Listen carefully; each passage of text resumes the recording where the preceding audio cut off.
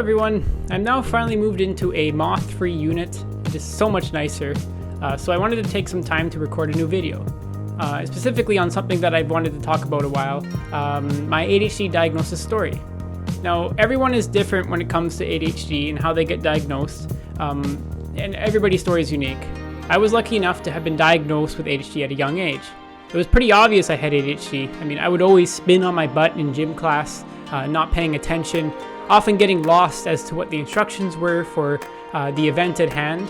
And I still do that sometimes. I remember one time getting in line with the rest of the 6-year-old kids, not really knowing why, just that I had to, only to find out that the teacher had us in line to mark our assignments, of which I did not complete at all.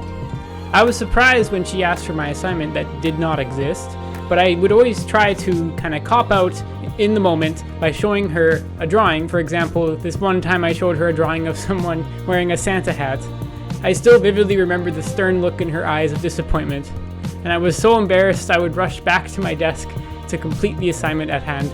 While my parents often thought I was a funny little dude, my elementary school teachers did not appreciate my behavior too much, especially when I broke the pencil sharpener attached to the wall when waiting in line to have our assignments graded, or the time I saw them writing the word class on the board and I shouted out, "Hey look everyone, there's an ass in class!" It turned out I was the only ass in class that day.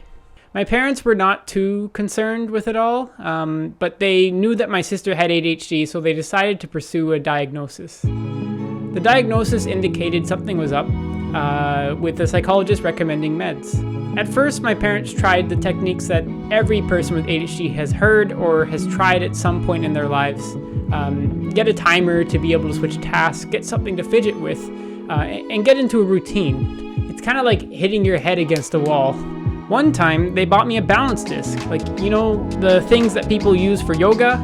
A balance disc. It's inflatable, you sit on it, you kind of can move around a bit. But anyways, I love this so much, my spinning on my butt stopped.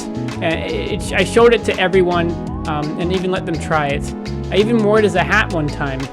I even started a trend in my class, as before I knew it, my classmates were getting their own seat cushions from IKEA. Mine was the best one because it was more than just a seat cushion.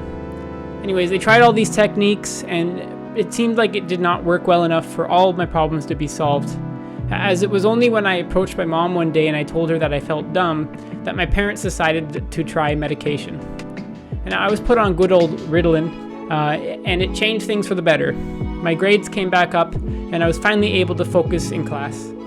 With tutoring on the side, I was able to catch up. Now, meds are not all that easy. I sort of glaze over that a bit. I know one time my mom found, she was doing laundry and she found little orange pills in my socks. It turns out that I would take my morning dose and I would refuse to take my lunch dose. I would hide them in my sock instead of taking them. My parents then compromised, so they talked to me and they decided that I would not take my meds on the weekend, and so I could still have fun while keeping up with school. Anyways, this is just one piece of my full story. Be sure to like and subscribe for more, and hit that like button if you enjoyed.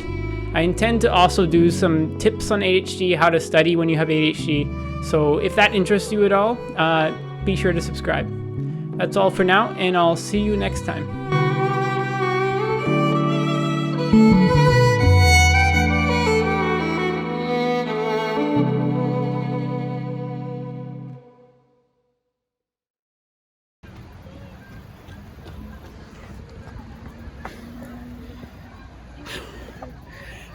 Okay.